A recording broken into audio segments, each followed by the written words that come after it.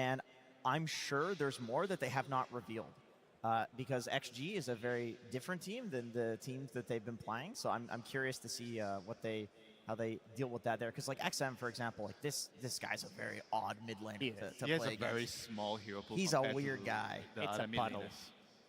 Yeah, he has to play like a very specific hero for the team to work.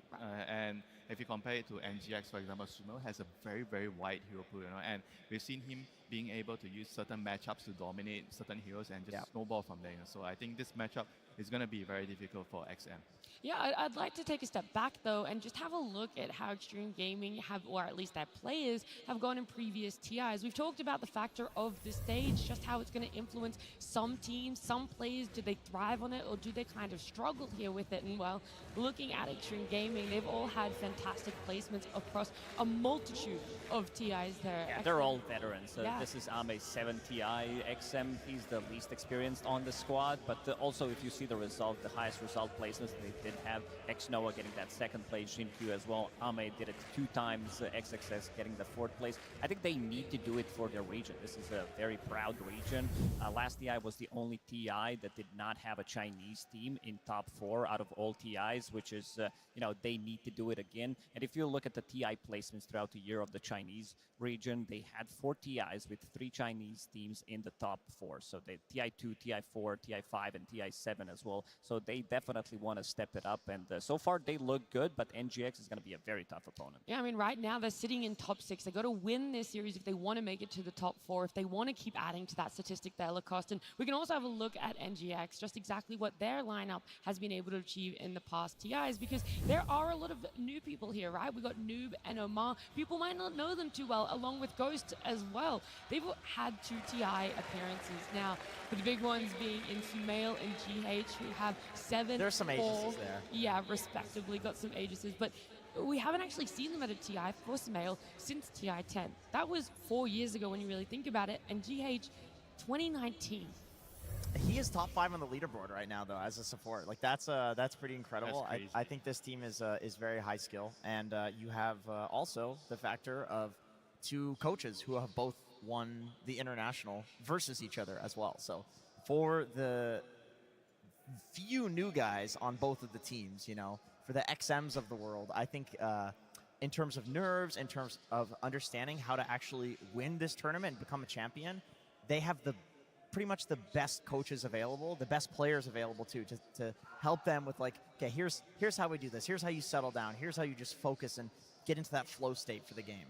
Is it just that simple, though, Winter, that you kind of need that one person on the outside, that rock in your coach, to really bring all of that potential out in your players? I mean, it is simple, but it is very, very important for that one person to kind of be the rock for the players. The players are really, really stressful in the game. They have to figure out what they have to do. They have to remember the formula. I'm supposed to do this, I'm supposed to do that, blah, blah, blah, and the coach has to just come in at the right moment. And if the game is not going well, okay, guys, this is the problem. Trust me, we just need to fix this. That's it, go to the next game. I mean, name 2 better leaders than Zhao 8 and Kuro. Like, these are 2, like, Goliath-level coaches. You can tell that Xtreme Gaming players are very hungry, but their coach is not, because of Zhao 8. No, just kidding. Now, he is definitely the type of a coach that will force you to play pretty much anything, and you can still see that he has that love for the game. And I love the dynamic between him and Ame, because I think Ame probably has the only say in the team to be saying, I want to play this hero, and Zhao 8 has to say, yeah, we're picking that hero no matter what. And we saw that from a lot of the coaches as well in different teams. Alrighty, with the sound of the horn in Barclays Arena from Hamburg, Germany, there is only one thing left to do before we start our day, and that is, of course, to officially open it.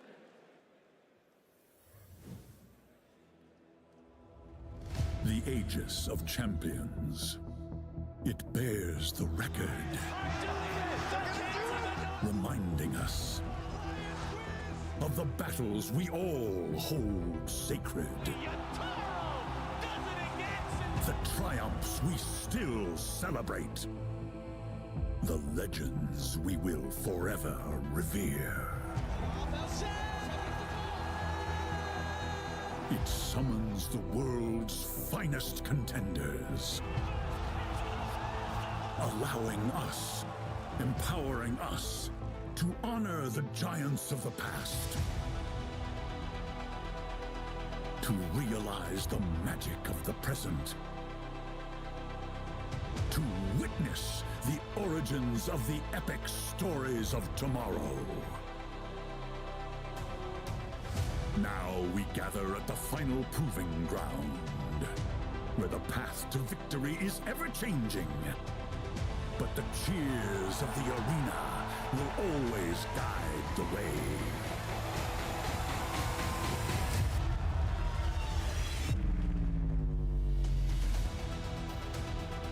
The Aegis of Champions arrives in Hamburg, Germany. A beacon of challenge that shines around the globe. 6 teams compete for ultimate glory. Only one can seize immortality. Who will emerge victorious?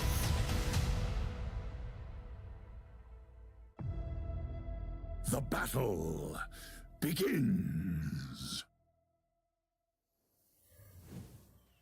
Our arena is definitely ready to get the day started, and it is such a big question. Who's going to be progressing? Who are we potentially going to be saying goodbye to? We do have our first series, Xtreme Gaming, up against Nigma Galaxy, and this is a tough one. One of the teams, they've been in elimination multiple times. The other side, Winter, well, they've had a flawless run so far until now. Yeah, I mean, it's going to be really tough, you know, especially for XG, because the momentum is not on their side. They just came from a loss, and Nigma Galaxy, they're definitely feeling good, you know, after yesterday. And they're going to have to, you know, figure out how to just move past that and try to just focus on this game, where the coach is going to come into like a huge role here. May I say a quote, and you guys can tell me who said it? All right. Upper bracket is for bitches. Guys, not here. Huh? That's effectively this team, right? If there's one team that can go through the lower bracket and actually be fine, it is this one. Like, this has happened so few times, and this is one of the teams. All right, I'm just excited then to see what's going to be playing out for this series, and of course, to bring our teams to the stage. And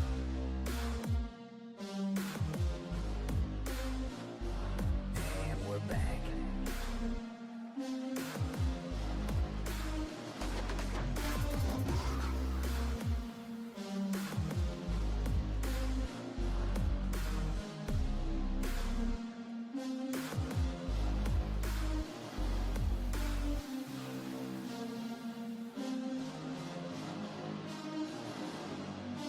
Xtreme Gaming! After an entertaining and flawless run in their road to the international playoffs, everyone thought this team was unstoppable. Would there be an answer? Yesterday, we saw them fall a little bit short in their series, but they have a second chance here. They're going to have to bring everything out to try and change the tides against their opponents.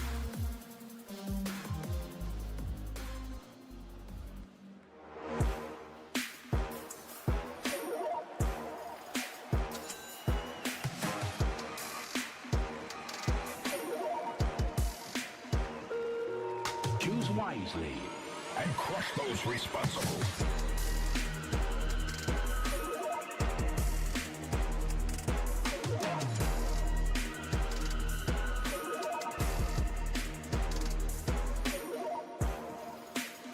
Nigma Galaxy!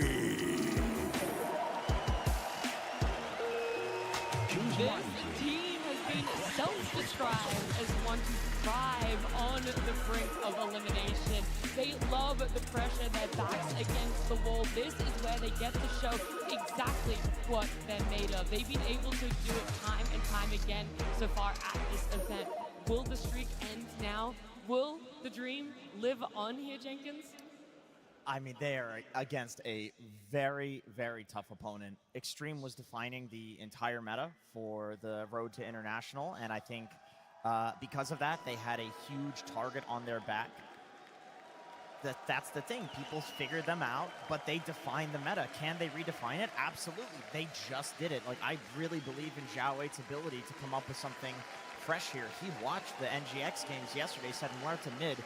I don't care. I've got an answer." And I'm excited to see what that answer is today. Oh, absolutely. But you also need to be aware that they need to prepare for multiple teams. Like, they are preparing for this series, which definitely is the most important series, but they also need to prepare for BBT versus Heroic, which they're going to be playing if they win against one of these teams later. So not an easy prep for the coach as well. I think this is one of the toughest one for them. Yeah, not at all. It's going to be a very long day for whichever team does come out as victor here. However, our previous encounters of these two teams are kind of few and far between in the last calendar year. They haven't really been making it to the same sorts of events, and so we have to look at just exactly what has occurred when they've played, whether it's a best of one, a best of two, or a best of three here. Yeah, so overall, I would actually say for NGX, Xtreme is their biggest rival. They have been beat out by them, and you know, you can see that they have played a decent amount, group stages and whatnot, but in terms of actual knockouts, it has been 2 times this year that NGX has been knocked out by Xtreme. So that is, you know, you remember that, right? That sits with you. Like, you don't remember all the teams you lost to in the group stage, but you do remember the guys where, like, your back is against the wall, their back is against the wall, and then they beat you. They're the better team. Right, they're the ones that take it up to the next level there. Something that is going to help them, though, is maybe looking back at exactly what success they found in previous series, some combos that have really helped them out. For Nigma Galaxy. Is that Storm? It is. That's Storm. He was, of course, with us during the Road to the International. Now he's in the arena enjoying all the games going on. But Nigma Galaxy, let's focus back up here and talk about some of the success they've had in the past. What's gone good now? Yeah, I think they really powered up yesterday when they were playing against Team Tidebound, the strategy that they did run, not just this Muerta in the mid lane with Helm of the Dominator, but also throughout the season 2025, they had, I would say, okay-ish result. This is nothing too crazy. I think most of the heart attacks are given to the Nigma fans. So whenever you're like watching, it's very, very difficult. Like it's just a roller coaster of emotions every single time they play. And during this road to TI playoffs and the main event, Nigma is always on the brink of elimination, which makes it super entertaining to watch. And you know, they have probably one of the biggest fan bases, which makes it even more entertaining to watch these type of games. I would also say that both of these teams, they are like playing really well in the last couple of months, so they definitely figured something out the last 2 months, and they're ready to, you know, show even more improvement here. Yeah, I 100% agree. Both of the teams have powered on at the exact time of the year that they need to, which I think for you know, one team has the entire China region essentially behind them and voting for them, and then you have the other side, which is one of the biggest fan bases that just really wishes this team could finally do something, you know, and they finally do at the tournament that matters the most. Yeah, there's a lot of people that are going through those different stages of grief, you know, whether you're at one or not, where you're wondering, am I ready to start believing in them? And I'm telling you, if we see any of these two combos, you can definitely start believing that Nigma Galaxy know what's going on here. Yeah, I mean, both teams here, like they really like the Bane, but the difference is Nigma, they usually like to pair the Bane with more like team fighters, like being more aggressive, whereas for their opponents, XG, whenever they pick the Bane, it's usually to pair with like a carrier, hyper carry, like anti-mage type of hero. So I think there's a very stark contrast with how they utilize the hero. Bane is a very interesting hero to me because we've seen a lot of people try to counter it with, you know, Abaddon, take off the grip, silencer, you global silence, and he can't Phoenix grip. And it really doesn't seem like this is the strength of the hero anymore.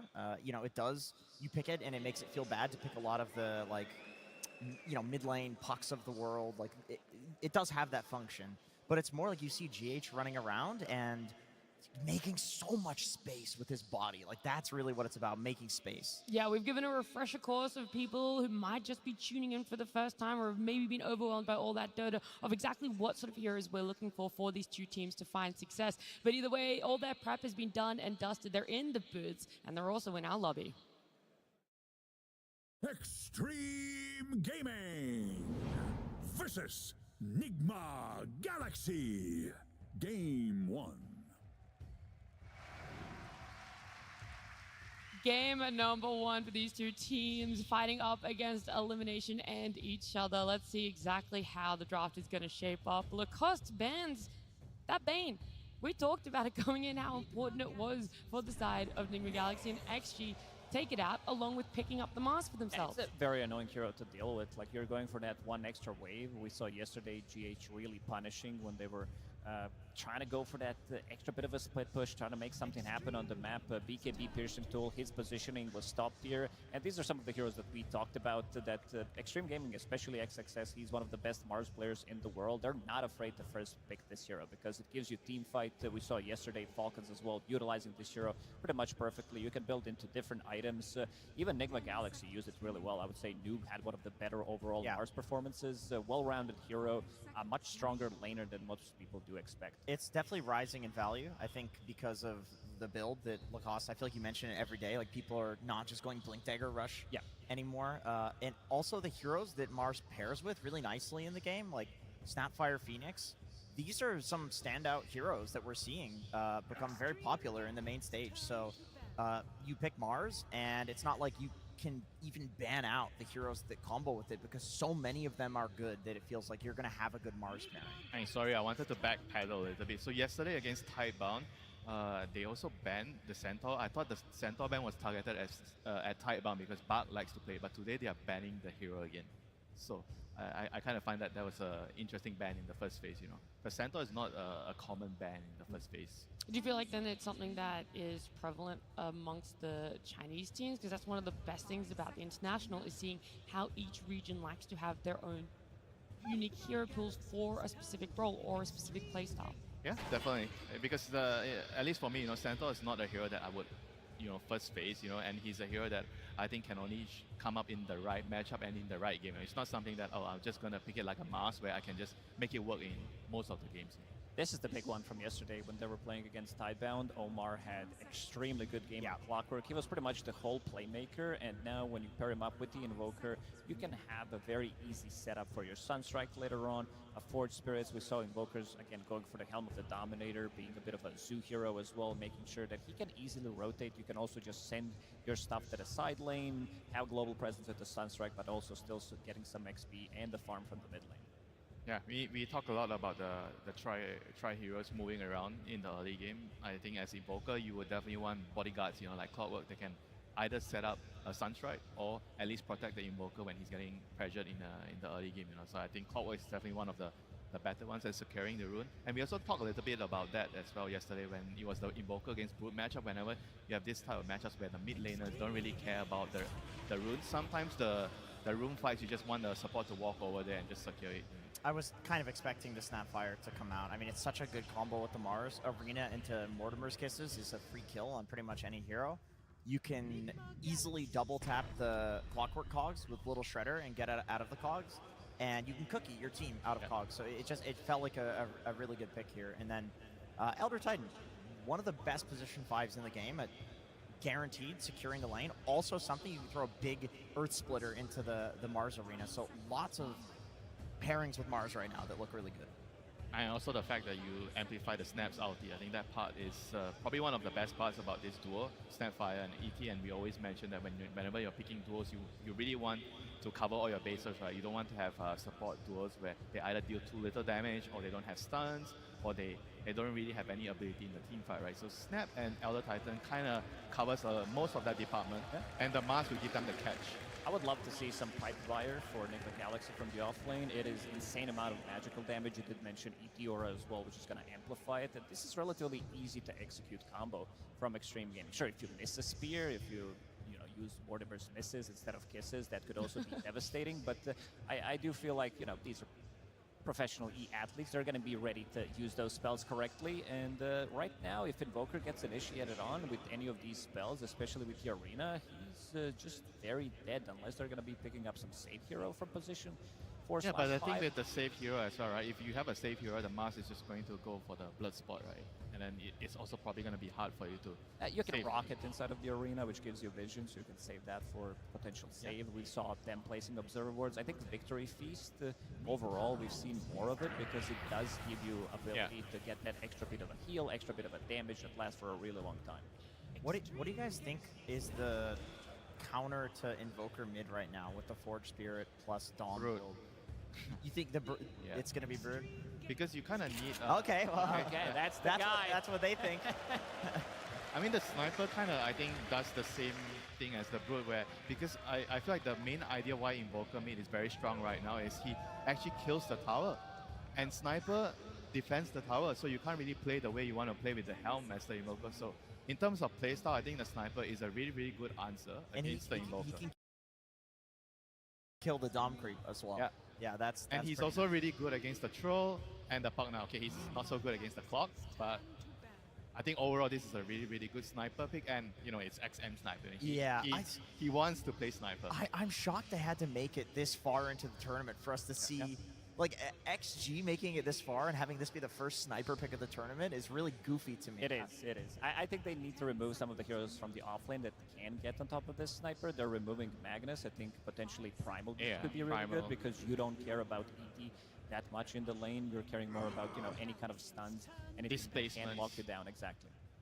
Like he's very weak to displacements, you know, like Sniper doesn't want to be found in a team fight, so if you actually can find a hero to do that, like Dominic you mentioned, the Primal, the Magnus, we're probably going to see those bans. Pango can also work, anything that can get on top of them. Yeah, actually it's a pretty good Pango game. Do you feel that Xtreme Gaming's lineup is a little too dependent on a Mars initiation at the moment, that if he blinks and it's not an arena that catches more than one hero, is this going to be a team fight that might not go in their way? Do they need a contingency in that form? I mean, they need an active carry, I feel like, because whenever you have Sniper mid, you are going to be playing for the Sniper. The Sniper is essentially your carry, right? So Ame kind of maybe would be playing more of a supporting role this game, so he kind of has to be more active to help out the Sniper. Any gate carries or someone with a stun to protect the Sniper. A lot of the heroes that are really good against Sniper from the offlane are already banned out. Lycan is out, Centaur is out, the Primal you guys mentioned. I mean, if they wanted to pull some heroic strat, they could go Pudge. Technically, does Noob want to play a Pudge offlane? I know you want to see one. I mean, it is Clockwork Pudge. This is literally what heroic does. It doesn't strike me as a big noob hero. I mean, I think he's probably gonna lean towards more like the auras right now. Like he's gonna try to buy, like you already mentioned, they have a lot of magic damage. So he wants a hero that buys the pipe, right? Yeah, I think Pango's a safe. Oh, never mind. Pango would have been very safe. Right, that's still Primal if they want to. I think it could be a decent option here against the Sniper.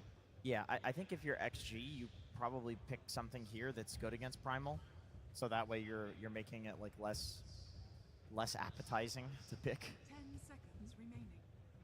But is that really the only potential pick that you guys see? There's more aura builders from the side of the offlane, but is there something else that it needs rather than just that potential to build into?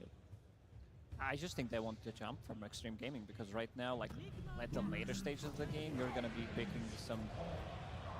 That's the stun. This hero has... Wow, okay, this is a very, very interesting hero here. I mean, he did get a lot of, I think, attention. Like, I want to say 2 months ago was Watson kind of popularized your hero. There's a good amount of position 4 as well. Yeah, I believe Pure was the one who wanted to play CK for a really long time. It's definitely right up his alley. The way that you want to play for the Sniper, right? Because you want a hero that can protect the Sniper, create a lot of distraction. But on the other hand, you know, I feel like the D-Crab is kind of annoying, you know, for the CK. But at the same time, because he's not the main focus of the draft like the Sniper, so he kind of just needs to enable the Sniper. I like either Primal or Underlord, potentially. I think Underlord is a very good answer to the CK. It's really good against CK. So, and you also have a Cleave as well on top of all the abilities that are very annoying for CK. Yeah, but the thing is, I'm not sure if it actually solves the Sniper problem. I get it against the CK, but against the Sniper, you're basically counting on the Clockwork mainly, and maybe a Blink, you know, either... You're eventually going to be getting the Blink control, but also when Clockwork initiates, having a bit of a global Oh my god, look at that vascularity. Good lord. You do have the gates from Underlord to be able to potentially TP right in front of him and be able to kill him. So I think this is a very, very good answer. I believe they were debating between the two heroes that we were talking about, but this, after seeing what they picked, looked like a much better option. I agree. I think that's definitely an underrated component to Underlord. You know, the way people counter Sniper with the Centaur is you ult everyone on top of Sniper, right? It's not like you jump him with the Centaur. You jump him with literally the entire team. And in a way, Underlord can also do that. It requires some good portal positioning, but this is noob we're talking about. Yeah, but I do feel like the 3 cores on Nigma Galaxy, they tend to need a lot more farm compared to the XG side where, I mean, Mars doesn't need too much, CK doesn't need too much. True. The Sniper is the only one that needs a lot. So I feel like Nigma has a much slower early game, whereas XG is going to have a much faster early game, and that could decide the remaining of the game. I mean, we're also seeing 2 first picks in the tournament in this draft, right? The Sniper and the Chaos Knight. That's something that we haven't actually seen yet here at TI14. So that's also a big question mark. How are they going to be playing with that despite the fact that we have not been able to see those heroes? We'll see exactly, though, if that caught off guard Nigma Galaxy is at all as we head on down to the stage with Slacks. Absolutely. Hello out there. Of course, this place is packed for this series. Mr. Kuro, so good to see you, and I have to say, I think a lot of people are here for you and the boys. Got to feel pretty good, but let's get into questions. All right, very mixed draft here. We got some, you know, Mars Snapfire 2021 anti-major stuff, but 2 new heroes. We have Sniper and Chaos Knight. Now, I know you and me are getting kind of old. Do you remember what these 2 heroes do? Yeah, of course.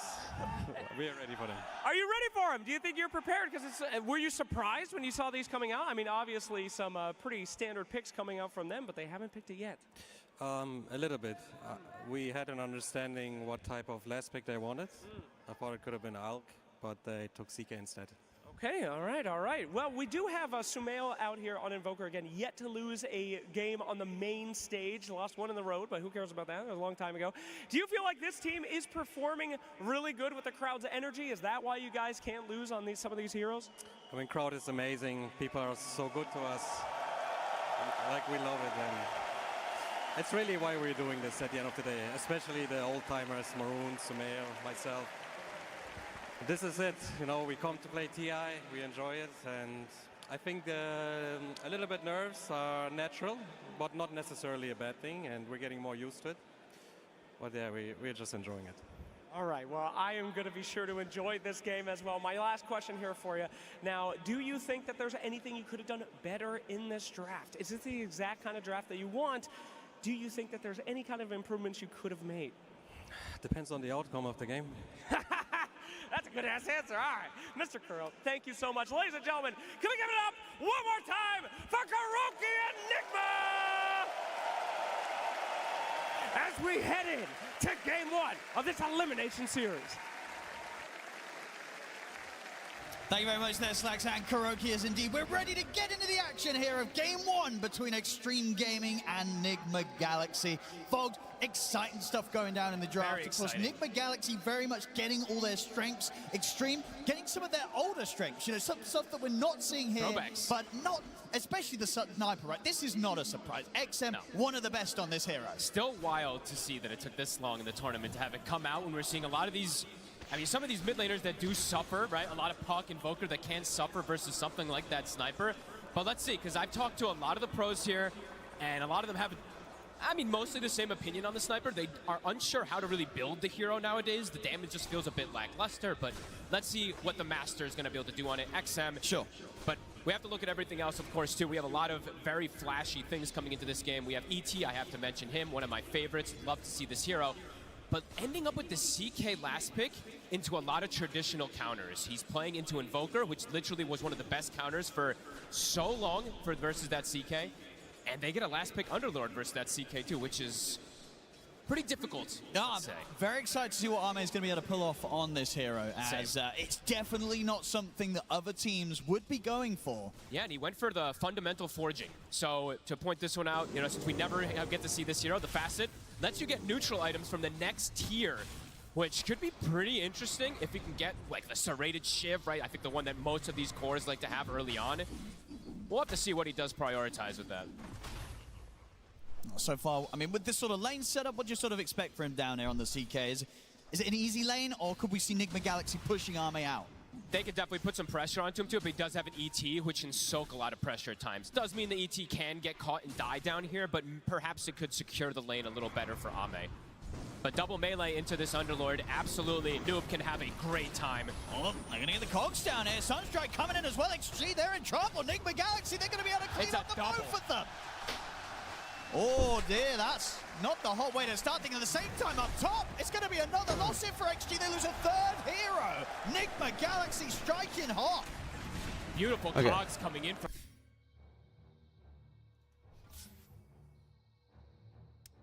Sorry for the delay.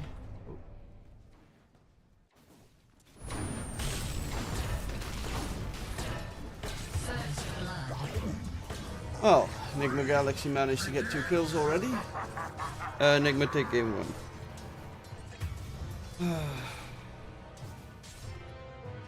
Because I like the drop better in general. Some shootings are Radiant's bottom tower is under was attack. not one of them.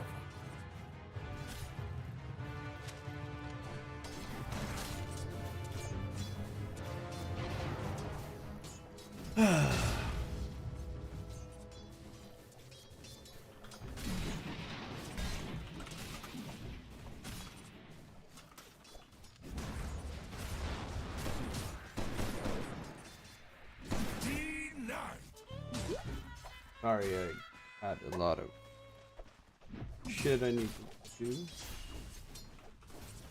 Nigma game 1. If Nigma 2-0, I'll eat still bread. Well, 2-0 might be a bit tough, but I mean, Noob has been looking amazing this tournament. I'm not a big fan of the XM sniper.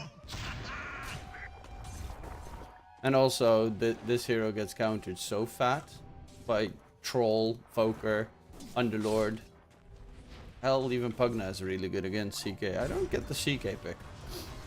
Obviously, it has that one-shot potential, which is amazing always, where you get dragged back into a big smack. But Dire's middle tower is under attack. doesn't feel too worthwhile this game.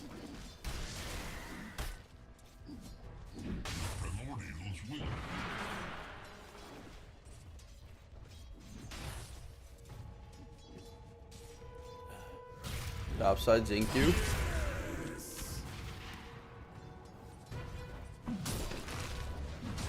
I guess they took it Does get taken down by GH.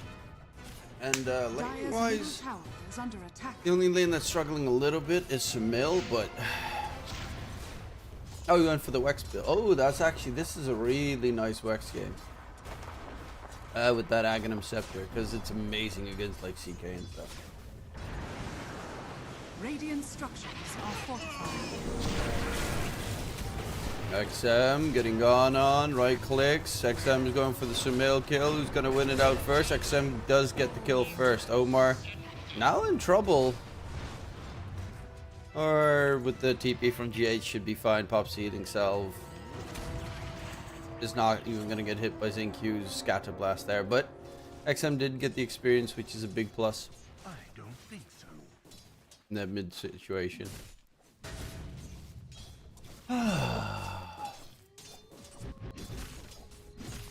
God, I had to do so much so freaking fast.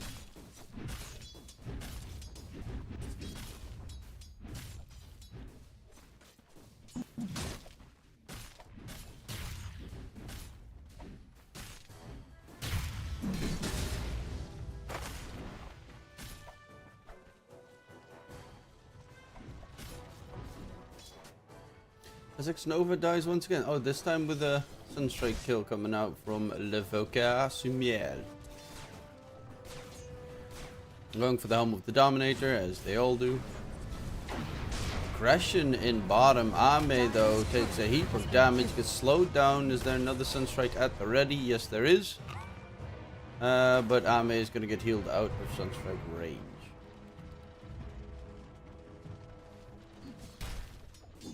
Noob in the meantime. He's just gonna go for aura building defensive Underlord. I mean, it's a good game for instance, Crimson Guard as well. It's a good game for Pipe in the earlier portions against stuff like the Arena Catch and the Mortimer Skisses. And Shrapnel, of course, because Shrapnel early game does stupid damage.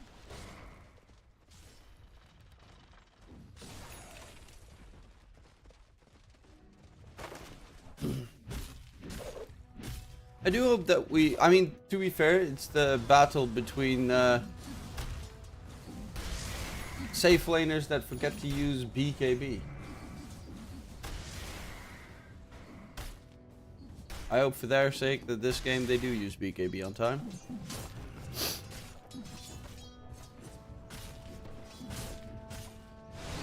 Oh, in mid, Omar rotates through onto XM. XM very much stuck. Should Bully actually fall? No, he's not, because Samil doesn't have any mana left. Now the pop shots onto Omar. Assassinate comes out, and Omar's dead. I do feel like they could have killed him if they just right-click chased him, because now they lost Omar for nothing.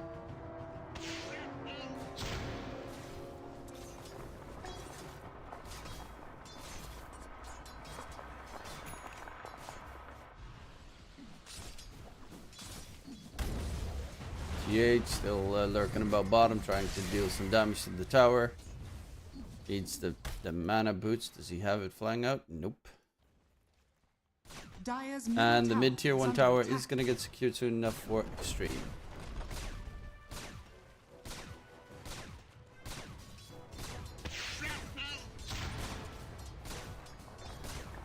Dire's structures are fortified. Radiant's bottom tower is under attack. They are playing really aggressive on Nigma, kind of like Heroic are doing at this DI. Trying to be really aggressive. Same in mid though. They are very aggro. Xingqiu takes the tower. Radiant's bottom tower has fallen. Dire's top tower is under attack. But tier 1 tower mid loss is a little bit more problematic than the offlaner's tower.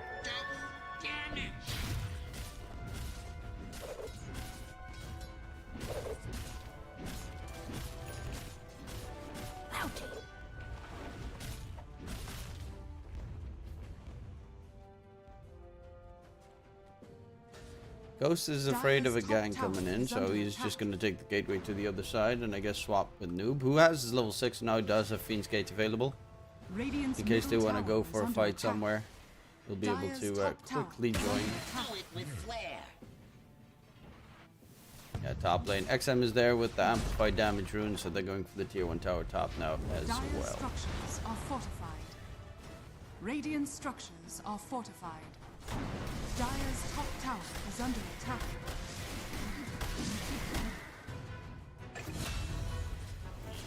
Oh. They're going like way too deep on some of these moves from Omar.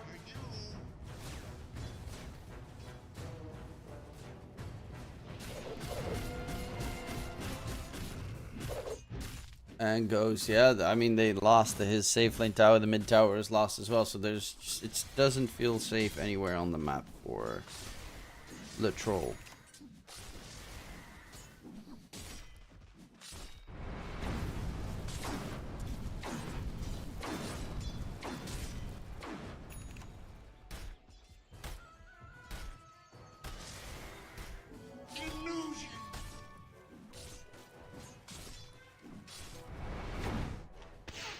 GH, no. Oh, never mind, easy.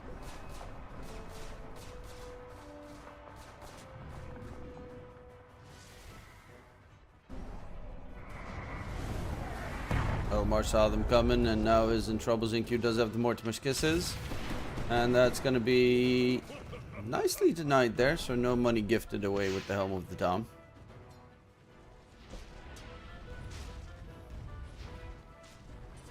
It's a little bit worrisome that Ghost and Samil are this poor. Going in on towards Ghost. Mortimer's Kiss is coming in. Ghost pops his ulti, trying to heal up onto the Mars. Is he going to be able to get it done? No, but... Oh, that Sunstrike almost. Almost. Nice sidestep from XXS there.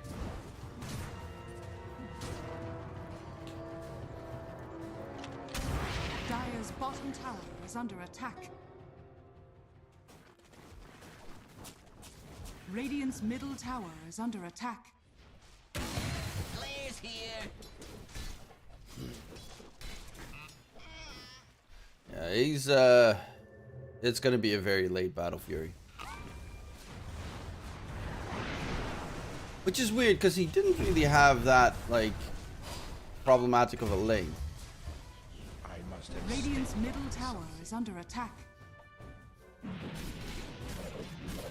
I don't know why he struggled so much with farm this game.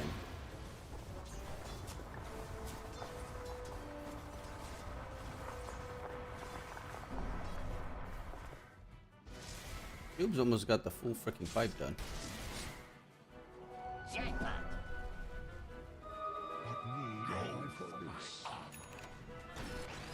Big bottom, hook shot in, onto Ame, Sunstrike as well. Dodges it with the Phantasm, but the right clicks.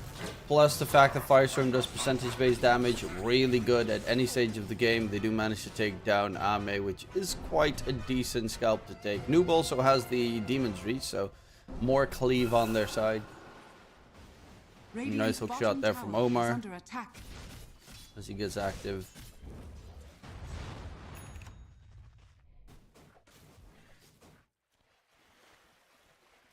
Armlet now available. It is a decent armlet game because they're not building a spirit vessel. Obviously there's a lot of like nasty dot damage and stuff that those will still have to deal with, especially Firestorm, but not a bad one. Crimson Guard immediately afterward for the Underlord being built up makes a lot of sense. It counters the CK so heavily. XM is very farmed though, but I've seen a lot of snipers just do nothing with a bunch of farm.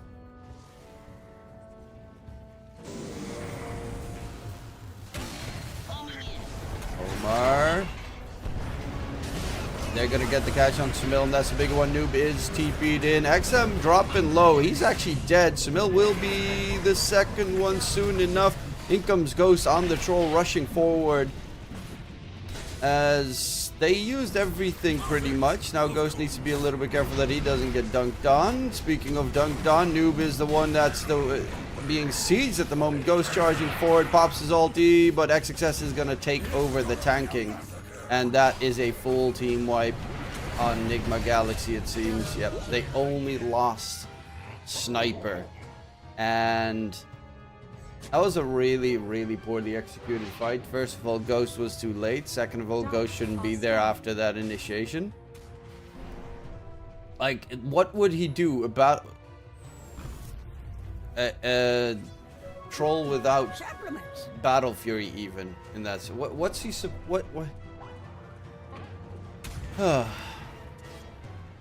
he's... I mean, Samil got caught, which is problematic, but Ghost is constantly dying. And not doing anything useful. Not constantly dying, but 2 deaths. Very underfarmed.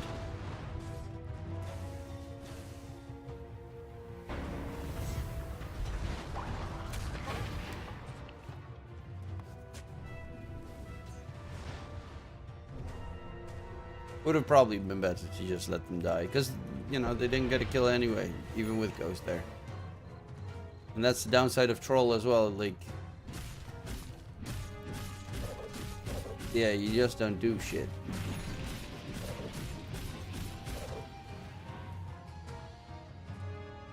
Until you have items. Still, like, what, 90% win rate on there on this TI.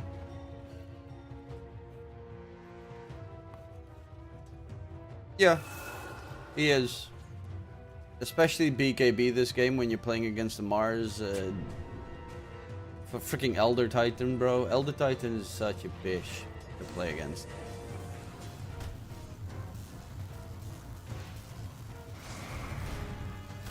Nope.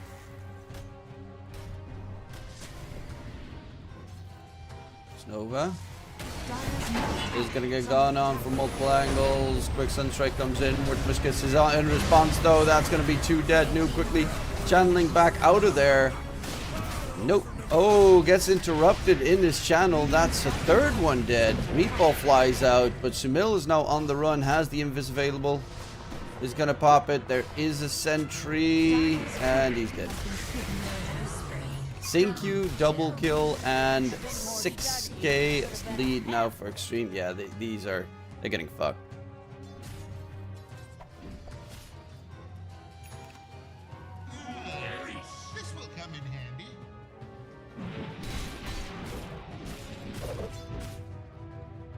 XQ with the Snapfire ulti, bro. That I wish I could see the freaking damage totals in that fight, because my god, that must hurt.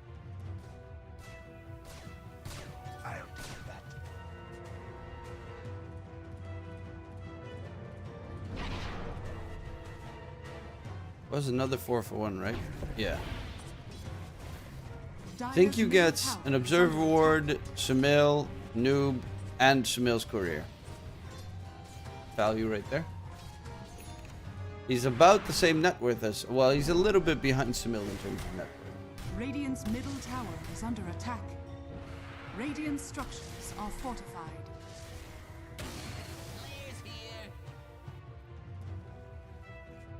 Noob's still fairly farm, but his team is significantly in trouble.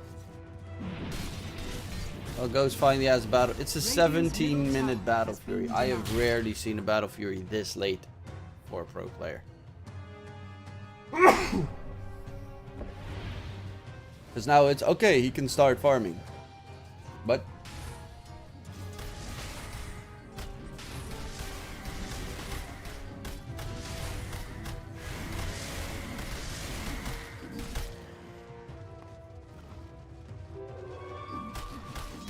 Manta obviously really... Oh.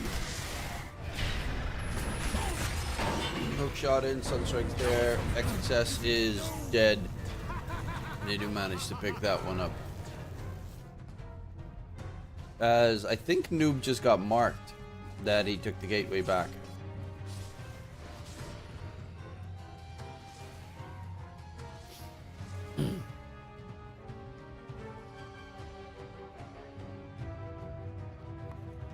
But XQ with the Invis Rune looking about.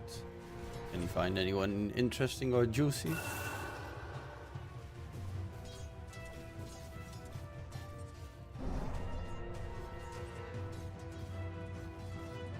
And Sumail's just closing in on towards his Aghanim Scepter. I'm really curious if it's actually that good comparatively to fucking Meteor. Cataclysm.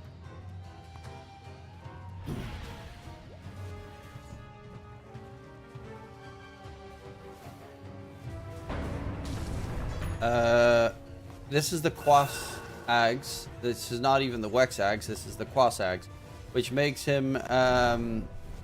He summons an ice wall that you can target vector, so you can place it.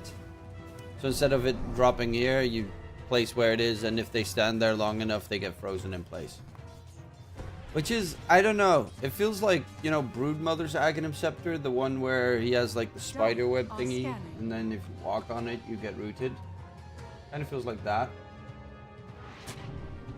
I guess slightly better, but still. Radiant are scanning. Oh, Tormentor is the target here for Xtreme Gaming, and they know they're going there because they have a good Observer Ward.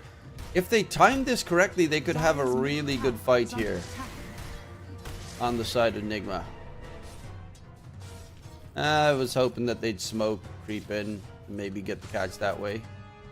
Oh, Noob getting jumped. Stomp comes in. Hook shot though on the back line, caught inside the cogs. Noob staying alive. Meatball on the two supports. XQ gets himself away. Xnova not going to be so lucky.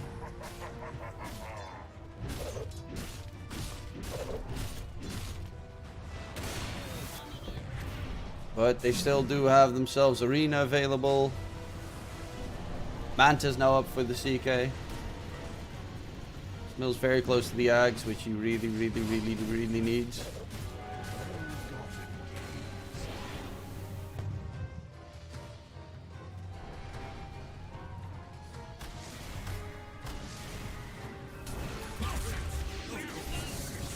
Oh, Noob speared up to the side.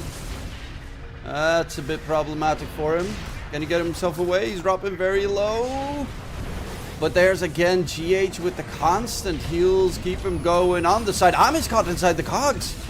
Ame needs help, and they will lose Noob, but Ame will falter. Going in is Ghost charging forward on towards Xnova. Elder Titan is going to be the target. Ghost is dropping low, gets speared to the side, but he popped his ulti just in the nick of time. Omar is dead. Troll getting healed up while he's right-clicking away at his enemies. The double kill for GH there. Glimmer Cape actually keeps GH going so that he can keep healing up Ghost.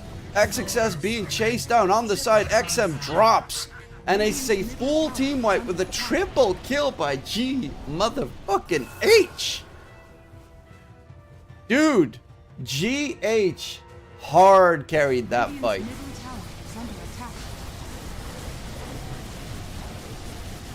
And they get themselves...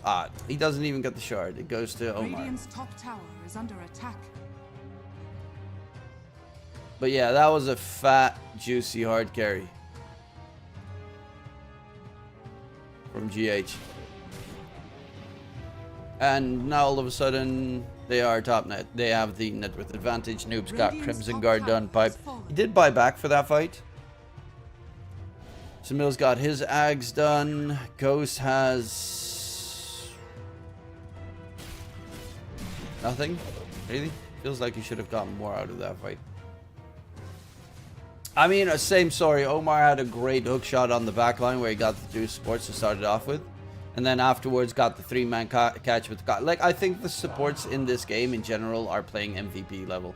Because on the Radiant side, you had that fight from Xnova with the Earth Splitter and also Xing with the really good kisses and combo. Who's actually going for a Guardian Greaves, which is pretty nice to get rid of the root, obviously, but good sustain as well for the team. Xnova's 4-staff is being delivered, so they have multiple ways to get out of the cogs now.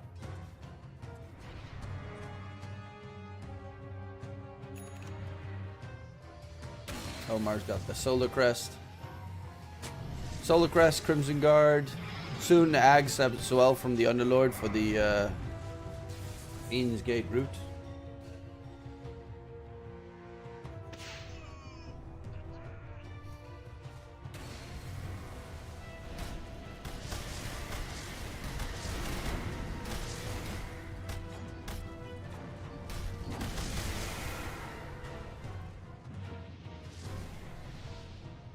Dire's middle tower is under attack.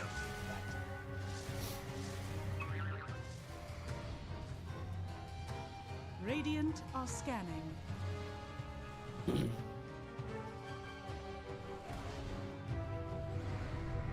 Well, GH also has the 4-staff done. Omar is going for his own 4-staff. So no greedy Clockwork, Aghanim Scepter shenanigans just yet. It is a very good Ags game though for Clockwork, because if you get Ags on Clockwork, Battery Assault becomes AoE, so that works amazing against CK and his illusions. That way every single time CK wants to kill you, you just can't mini interrupt him. Dunk, dunk, dunk, dunk, dunk, dunk, dunk. And especially if you hit, what, level 25? Yeah, the Battery Assault interval, then CK's illusions don't do anything anymore.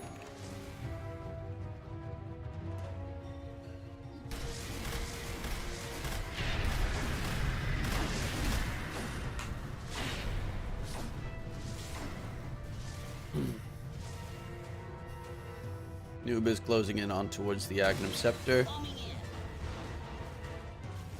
Which, to be fair, the Aghanim Scepter plus Pit of Malice combination would be so good with the Cataclysm, but...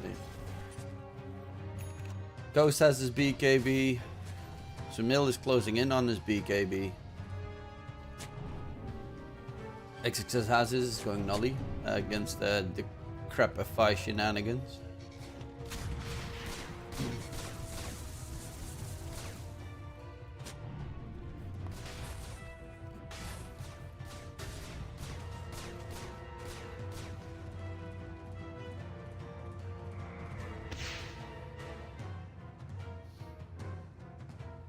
Bum, bum, bum, bum.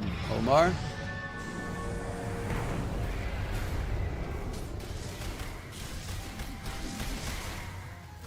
Just chilling. Getting Glimmer Gate by GH.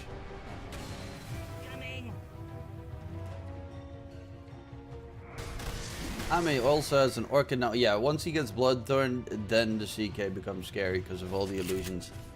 Popping shots.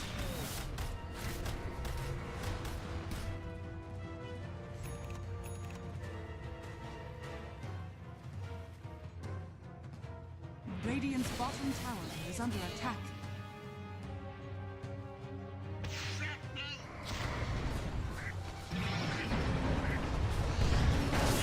Okay, Omar gonna get gone on. They do take him down, but they do use two ultis for it. No Mars Arena now. As in from behind comes Ghost, just walking forward, dragged back by Ami. They're trying to kite out the fight, the entire BKB of Ghost, and he's just gonna have to just walk away from that engagement, as they will walk into the Roche pit, and honestly, without Clockwork, they can't really contest it either. Okay, GH needs to heal on a creep. Okay. But yeah, that's going to be the first ages of the game. Radiant's bottom tower is under attack. Roshan has fallen to the Radiant. And it goes to Ame, big boy CK. I mean, it was a nice walk-in from Ghost, but then he stood there like, I don't know what to do. He's also going SNY, and, well, he does have BKB, obviously.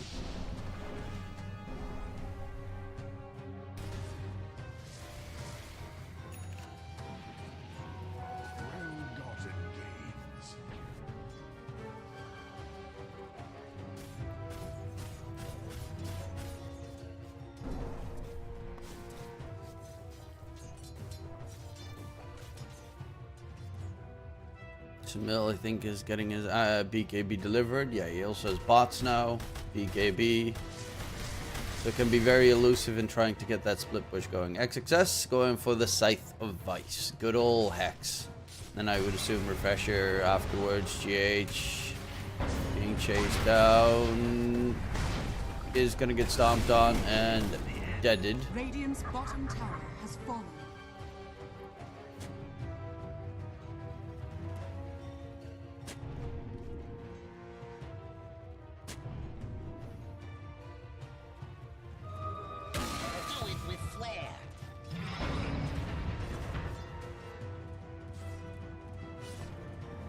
Dire are scanning. Dire's top tower is under attack.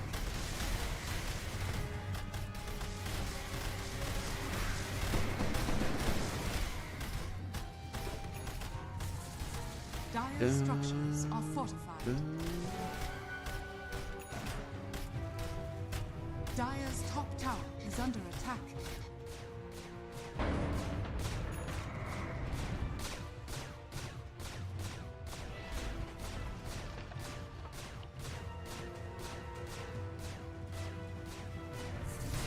Just popping shots. Dire's top tower like nobody's is under business. attack. Radiant's bottom tower is under attack.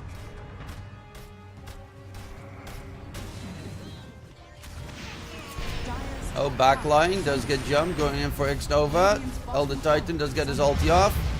Is going to get taken down. In the meantime, can the rest of the team get out? XM from behind going for GH. Nice arena catch from XXS. Gets control onto Ghost. He can't even pop the BKB. Again, Ghost doesn't pop BKB. They will pop that Aegis from Ame, but... yeah. The spear wasn't even thrown yet by XXS. I think he had time to pop the BKB there when the arena was thrown. I mean, in general, in that situation, just pop your fucking BKB. Why is it so hard? Like the Roche fight previously, he runs in, pops BKB before he even gets a hit in. And now he's like, I gotta wait this out. If he pops BKB right there, they probably kill, he probably kills the Mars. And Ame very quickly dies. So that he's alive for the second round. Yeah, Ghost is not too great with the BKB usage. And once CK gets his own BKB, he becomes a lot harder to control.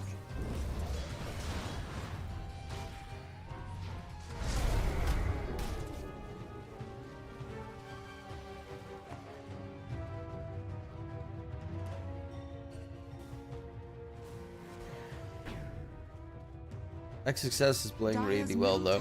That was a nice arena catch onto 2. I haven't really seen that much use of the Aghanim Scepter from the Evoker. Oh. GH. Quickly caught, quickly killed. 6k net with lead now for Xtreme, and yep. They came back where they left off. Dire's middle tower has fallen. They had that one very bad fight on the side of Xtreme Gaming. Now they just waited their item timings. Came back as swinging.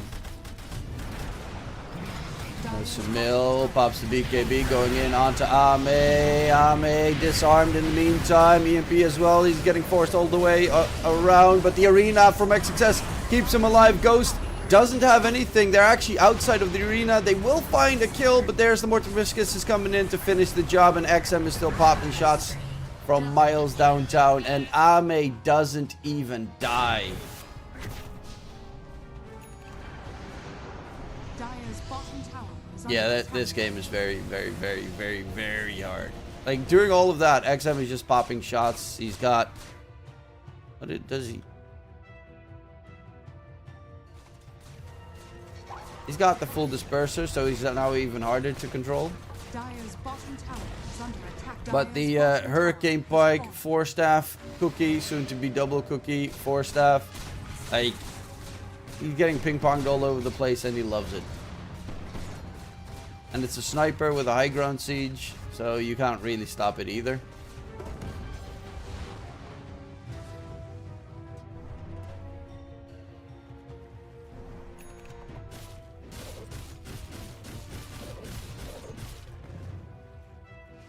There's just not enough damage. It's just straightforward that.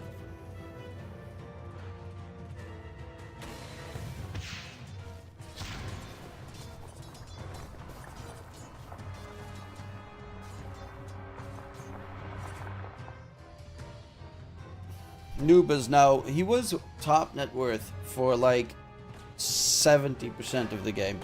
Now he's bottom of all the cores, and Xingqiu on the Snapfire is catching up to him.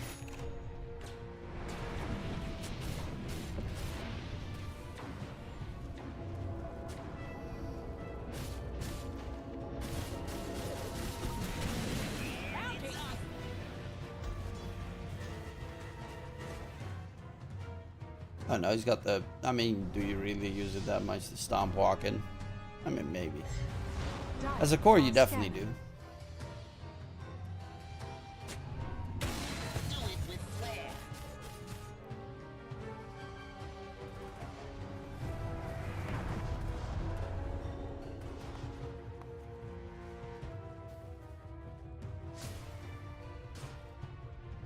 Dire are scanning. Can you send your ghost through the gateway? As an EG? Just like you stand there and you send them through the gateway, twin gate?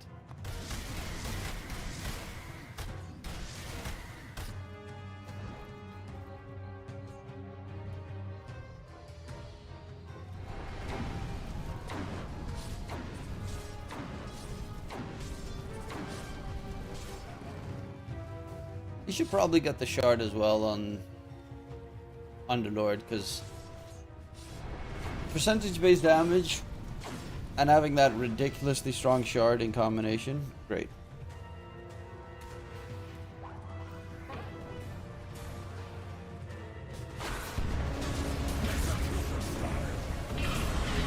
And they get two-man caught inside the arena, and also quickly taken care of.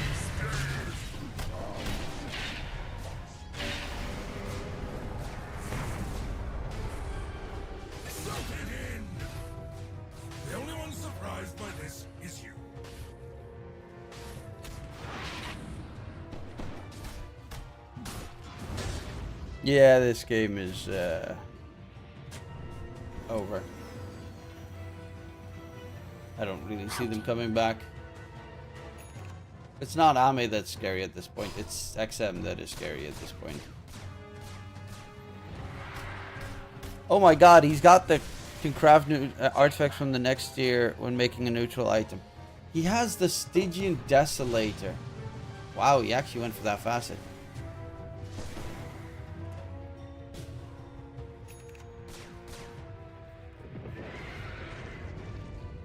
That's kind of cool. What the fuck are CK's others? Chaos Knight? I mean, that's also really good. Haste! I think that's also pretty good.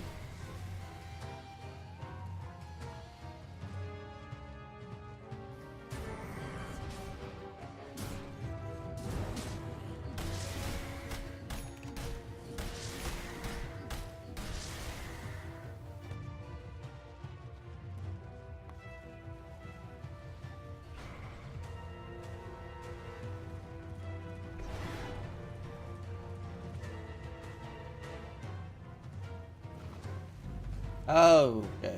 But the enchantment... Because that's not the last tier enchantment. So only the item itself, but not the enchantment. Because that would probably be broken. As the last level enchantments are nuts.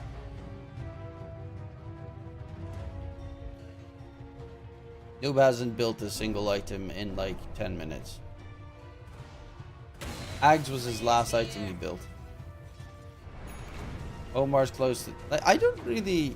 Like, I understand that they want to go for the Roche defense, but it also feels like... At least buy the shard. He does have a blink on Ghost now, but... No Ags or something to get rid of. Or Nullify. They really need Nullify, I think. That's the most important at this point. They're going to get the catch in on to Noob. And he is very quickly dead. Hook shot in on the back line. The buyback comes through. Zinq inside the cogs, trying to get his cookie out of there. Is he going to disengage the Force Staffs, though? Ghost wastes his entire BKB duration. Silenced up, still chasing after Zinq. And will finally take him down, but they lose a Noob with a die back. XXS Refresher doesn't catch Smil, but we'll find Omar on the side, and yeah. I mean, Ghost has just literally been kited into oblivion.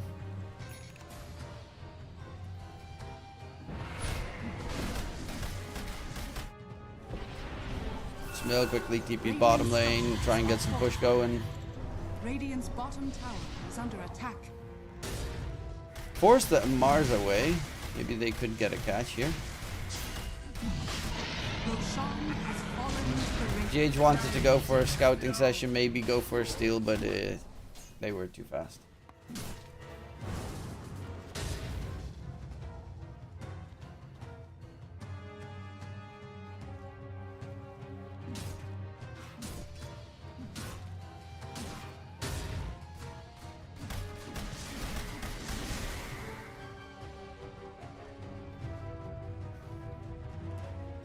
Dire's middle tower is under attack. Dire's structures are fortified.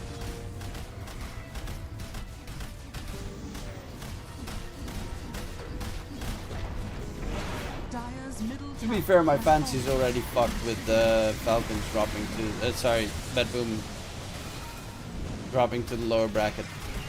That doesn't even matter. Radiant's courier has been killed. Let me see.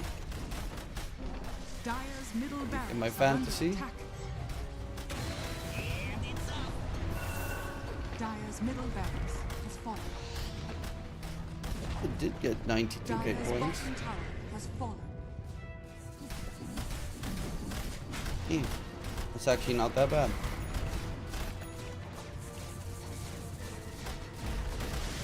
Dire's middle barracks has fallen. Dire's bottom barracks. But I made the mistake of expecting more from Bed Boom than they actually gave. Dire's bottom barracks. Because they did suck doo-doo yesterday. They did suck doo-doo.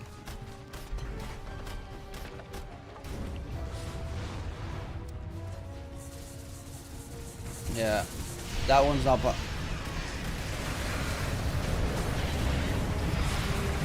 Okay, they do find Xnova. Goes going in for a chase onto more, but they did lose Omar. GXM now.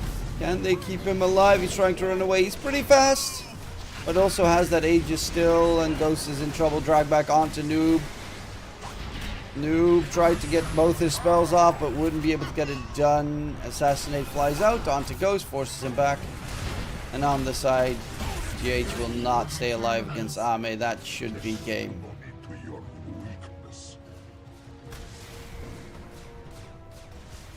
Dire's top tower is under attack. Dire's structures are fortified. Okay, Tornado comes flying out. There is a refresher still available on the Mars. Gets the refresher. BKB, Spear Arena. Ghost gets his ulti off somehow. As he is trying to heal up in the process, but Ghost is still dead thereafter. The Aegis gets popped. Omar's just harassing a little bit, but yeah, there's just nothing more to throw here. Maybe with a nice hook shot, you could kill Ame. But even then, you still have to contend with XM, who's just going to finish it off.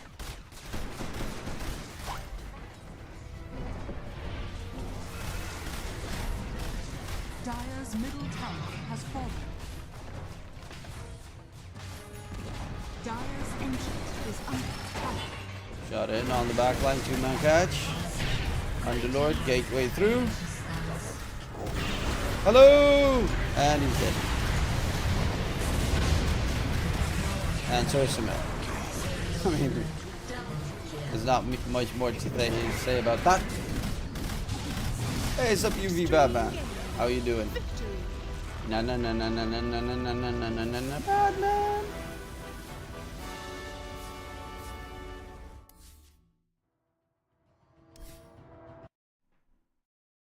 These guys who were coming into TI main stage. Actually, I need to check my fantasy. What did I have? Road to TI predictions.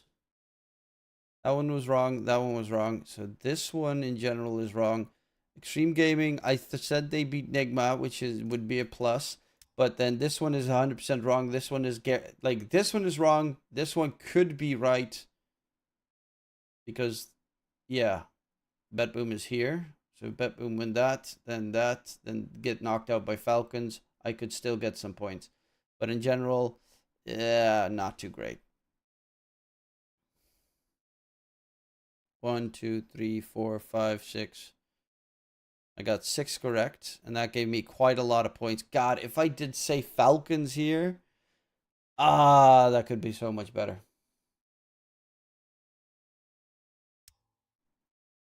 I did get decent points here because he got first blood on Maureen in this series.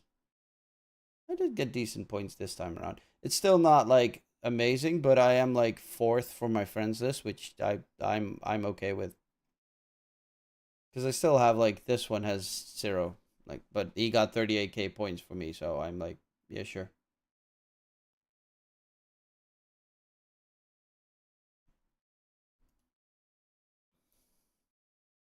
Coming out in full force. It felt like team fights. We've talked about it, how hard it really is to initiate for them. Winter. Yeah, I think some of I the mean, fights, they just had the advantage of Ghost not being the really greatest player in the world. Around 20 minutes, I think that was really, really crucial for them. But we see like a lot of attention here in the mid lane.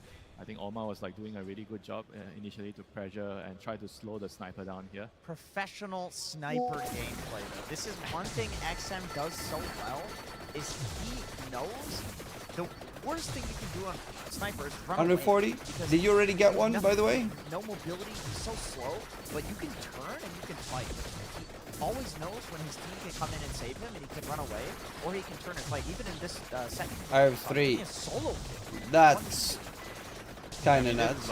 I think I had 4 at TI early game last year, or first year, last year. And then he also TP'd back mid to save his support, repaying them for their early efforts to make his early game good. 15, 3, and 18. That is an insane scoreline. I really do feel like Xtreme just hasn't had to pull out the Cartel up until this point, and people forgot about it. Like, you're playing against XM. You ban Sniper. I'm not gonna. You get this thing out. Probably gonna sell it. Have done this time I mean, you could always give one to me. No, there's no way you're letting that happen at all. This Sniper was amazing. Chaos Knight, obviously, it was fun to get to see him, but the biggest thing about the Sniper, Lacoste, is the way that he itemized. Oh yeah, this is pretty great because he is getting Orb of Frost, which is going to turn Orb of Corrosion, so it slows you by 13%, it's going to be up to 16% slow. On top of your Shrapnel, very bad for Invoker, it slows range heroes more, plus also the health against Troll, against Wagner as well. I did mention the Colin back, the combination between the two, you're not really getting the kills. The only heroes so far in the tournament that did buy Orb of Corrosion were Monkey King and Colin Druid, and they buy it pretty much at the same time. 6 and 7 minutes, this is the early timing of the item, but usually we don't see it for a good reason. It's not a strong item, but in a situation like this, you recognize what needs to be done. He gets it, and he dominates. And these are melee heroes. Long Druid, you bite on the bear, you're essentially a melee hero. You're using it to like slow and tight, but I think the way that XM was using it in this game was very unique. It's just not how you see it.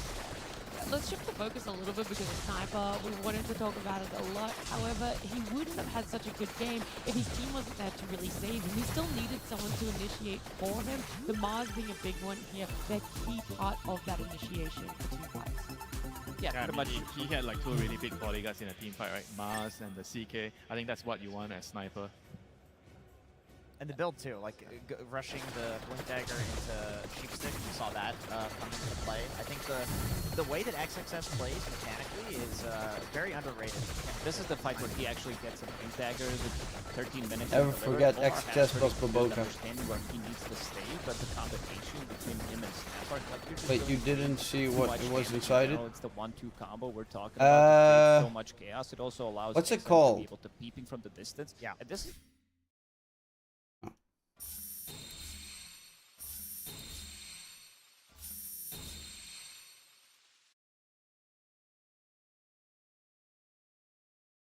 Where can I find it? Probably Armory, right? Shrek. Crimson.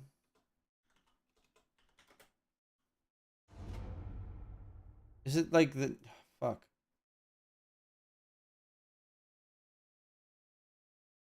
Wait, I can find Lion. A treasury.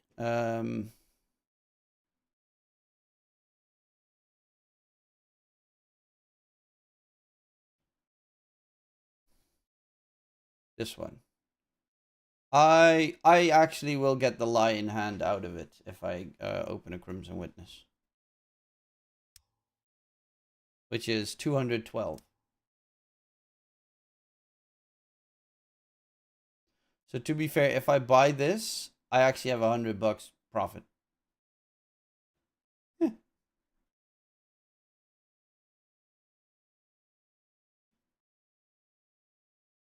Oh wait, you don't see it. Yeah, there. This is the one I would open.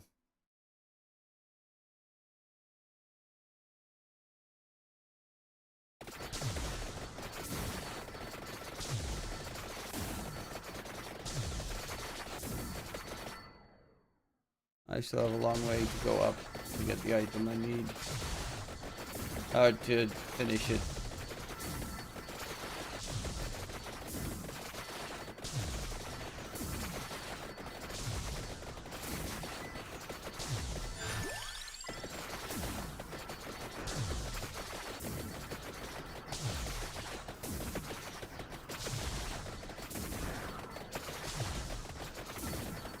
They're getting a little bit tougher.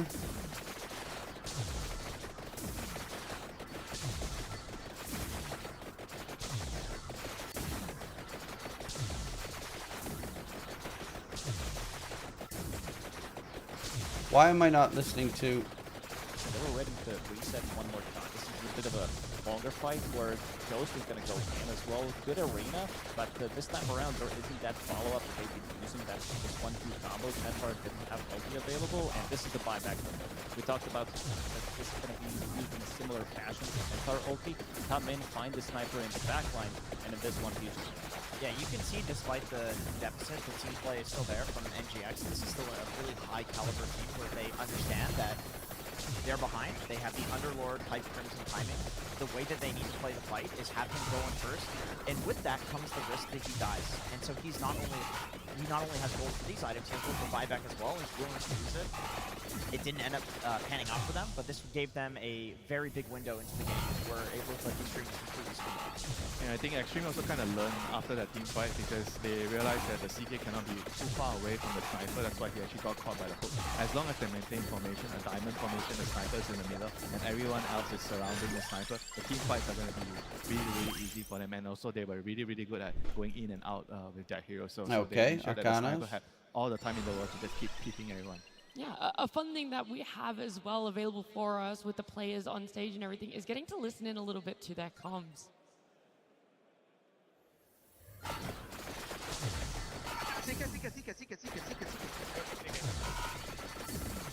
I have buyback. Stop. Watching with buyback. Need help? Full HP, full HP. They're killing me, they're killing me. Are you salty? I heal you a bit. We get sniper. My side, I'm providing. Okay, there's this item I should get here. That's on the right side? How the fuck would I even get there? I like it for Noob at the very start. It's clear, you know. I go buyback, I'm watching with buyback, I'm watching with buyback. That's where that moment is. Yeah, very clear comms. They definitely express that. I like that Omar's dead too, and he just goes, good fucking shit, boys. Like, he's the hype man. Yeah. Hey, sometimes, you know, you do your job, you throw your buddy at it, you die, you're still going to be there for your team on the comms. Yeah, and also like GH with the call right, and then after the underlord buyback, he just said we are fighting, you know, don't move, you know, so that was also really cool. Yeah, that was one of the best fights for Nigma Galaxy. It meant that there was a lot more in the tent for them. It was unfortunate that it didn't continue along, but Purge for us is going to be breaking down some of the later games. Do we get a character? And some of that information. That's right, man. Yeah, I wanted to look at the range advantage that Xtreme Gaming used that game to great effect. And they tried to nullify this a little bit on the Nigma Galaxy side by killing the sniper a couple times. But the threat that he provides is just so high. Because if you don't manage to kill him, all of a sudden he can just kill you from 1,000 units away, which is a gigantic advantage, obviously. So very spooky things. This really mattered in two very crucial fights. This Roche fight setup here was great for them. What am I supposed to do now? Oh. That was a little bit to the spawning tool. Sorry about that. They had a really cool ward to the north that was basically giving them this vision corridor of like this. And by using the sniper shrapnel here, it basically allows them to put all of this power into their opponent from range. Very crucial things to point out. We have the Spirit here from Elder Titan. This is going to lower Omar's magic resistance closer to 0, which basically makes the kisses damage, which is launching from all the way over here, and the sniper damage from all the way over here. They're doing this from safety. And the one here that does go in is the Mars. This guy's got the Blink Dagger, and he's got a BKB. So he knows that if he goes in, he can also secure his escape with his BKB. And once they see this, this is basically the last range advantage that Nigma Galaxy has because they killed the Clockwork first. Nobody else can gap close like him. Troll does it here by running from the side, but he has to do this really elaborate, basically run all the way over this position. It takes time to set this up. You can't just react to the moment. So with just simple a cookie and a Hurricane Pike, he gets out, and now all of a sudden Ghost is kind of just in. And the only hero still kind of in danger was XXS on the BKB. So once this fight kind of goes disjointed, they just have to leave. This is all because the range advantage and because Xtreme Gaming managed to kill the one good jump that Nigma Galaxy had first. They get Roche for free. And then the other fight that matters is this one here by the tier 2. They do the same thing. They basically swing in from the side, trying to hit the back line. They need to kill some of these heroes for free if possible, and they use their jump to kill Xnova. Very crucially, not using the hook shot when they went on him, which is kind of helpful. He can save that for a follow-up initiation on a different hero if he wants. But unfortunately, with the Aegis being on the Chaos side here, he ends up being the guy that gets jumped, and very crucial here, XXS lands the Hex on him, which he layers it with his next stun, and then there's a third stun that guarantees his kill. So Troll just simply doesn't get a good fight because he didn't safety pop his BKB and because XXS had that really fast side device. So range was so important in that fight and in this game, and Xtreme Gaming used it to their advantage. That they definitely did, Purge. Thank you so much for that one of all the breakdown, everything from that start to that finish there. And I loved just how many saves that I had kind of overlooked that the sniper really had. We talked about two bodies being in front, but of course that snap fight has been so handy in utilization of more mobility backwards. I think what makes Xtreme so scary with Sniper is that they understand better than any team that Sniper is this thing that you dangle in front of the enemy team. It's like, oh, you have to get him. Okay, come on, try it. And then they all use use everything to save him. They all use everything to save him, and then enemy team reveals himself. All of a sudden, XXS jumping the back line. Like, this team plays around the hero so well that most teams just ban it. They don't want to do it because they know how to itemize as well. If you look at the supports, first of all, we have... Why is the crab so huge? Then they have double force staff, they have... There we go. They have Guardian Greaves, they have Cookie, plus they also have Solar Crest, they also have big drums as well to be able to run away from the fight, understanding that they can reset multiple times, and if they don't die during that like troll ulti when they go in with the big invoker combo, they're gonna be winning the longer game. Before we get into that game number 2, and before we talk too much more about what we expect there, we want to show you guys one of our finalists from our shotgun contest.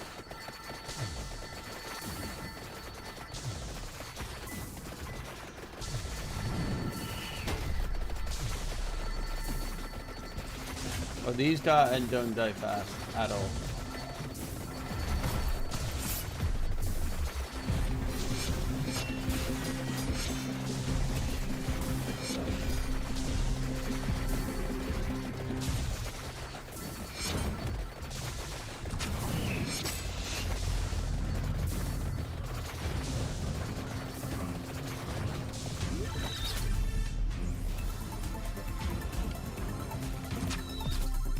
Oh, triple block. Nice.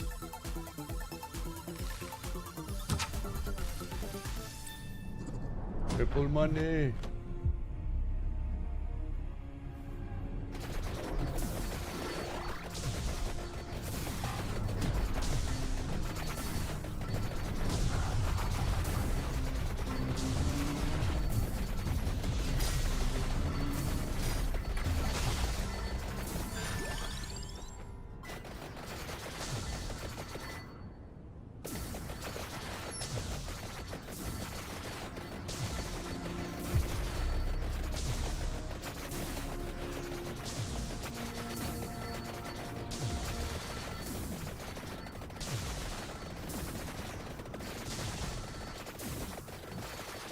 What a fantastic Oh, another boss. I feel like I felt every emotion from, like, you know, hype about this battle to absolute sadness around this armadillo. It was a roller coaster of emotions.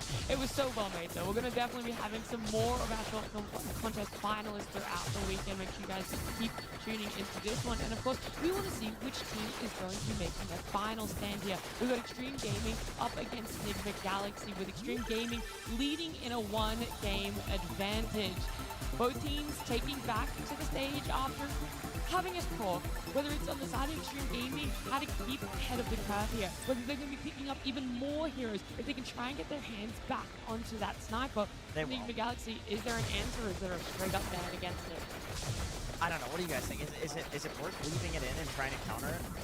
Like, they didn't have Blink Dagger on Troll. You know, like, there are better answers than Underlord Clock. I mean, I think it only happened because of the picks, though, because the sniper was picked because you open the draft with Invoker. So I think if you don't open the draft with Invoker, you're probably not going to have to worry about sniper. Oh, be careful. You're talking to XG here, dude. These guys will just push it out. You're not. I don't think you're going to pick sniper before you see your lane match. Oh, for sure. So if you're not opening your draft with your mid hero, I think the sniper could be banned later if you think it's necessary.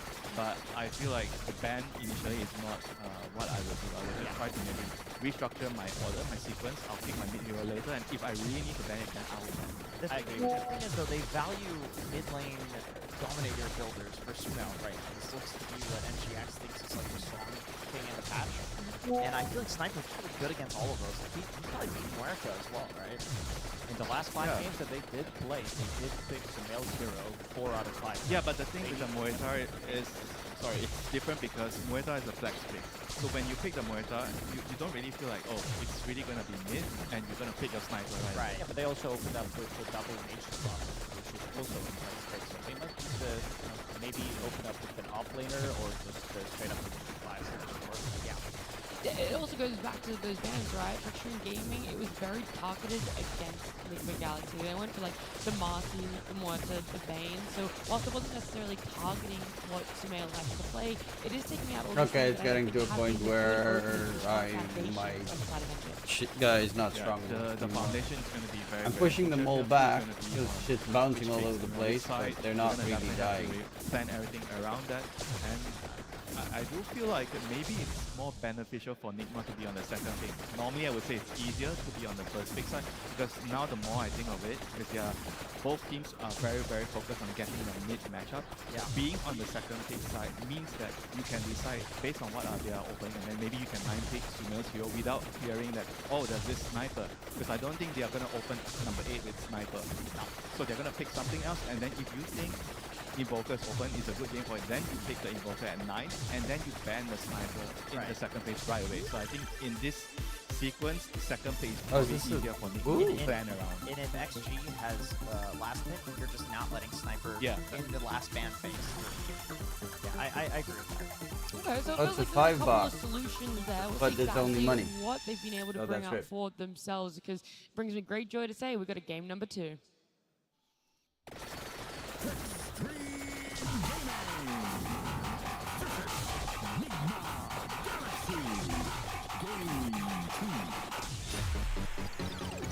Our lower bracket run for Nigma Galaxy I was supposed to die end there. short here. They've got to bring everything they possibly can to the tables. Xtreme Gaming, they've been waiting for this moment to bring out those gotcha picks, get that sniper on these hands, and now looking towards the bans. It's not changing up too much in what we saw for that game number 1. Shadow Demon is also out now, but this also allows Nigma Galaxy to potentially take the bane for themselves on the first pick if they want to, because I think they've been playing very good, but also banning Mars, which means that Beastmaster's not going to be in the pool, and this hero has looked amazing. He is undefeated at the TI main stage. We did have the stats for it, I believe 5 out of 5 games. It allows you to be played from 2 different roles, and it gives you so much tempo. Yeah, I think if Earthshaker looks like it's going mid, even just in general, like Queen of Pain would be really good to come out here. I think Noob plays an excellent Beastmaster. I know it's been played a lot more mid, and Sumail can play it. He was one of the first people actually to start experimenting with Beast mid. The Shaker, like, we have seen the counter to it, and it is dominating it in lane. Shaker not having a very good win rate on this main stage. A lot of teams have come up with ways to bully him out of lane, but also be very proactive on the spots of either blocking the Ancients being stacked or just taking another call with them to try and stop. Well, I think the main idea I'm gonna go. This hero is he's after all a melee hero in lane, right? So you have to be able Actually, to I'll watch pick the draft a and then good I'll matchup go. to pressure him. So I assume with the next ban, they are definitely going to more or less remove the Quap, because the Muerta is already banned. So those are the 2 main heroes that are going to pressure the ES in the lane. I'm not sure if there's a third one. Both of those heroes I'll also post my follow prediction the on Earthshaker, Discord. because of course, But I both gotta go. teams are aware that this I can got go my position 4, family position visiting in a 3, bit. or position 2. Bye-bye. You know what? I'll see if I can stream a little If bit is banned, could they just tomorrow. use Sniper for themselves to pressure the Earthshaker in the lane? And if not, I like it. Yeah. Because you think about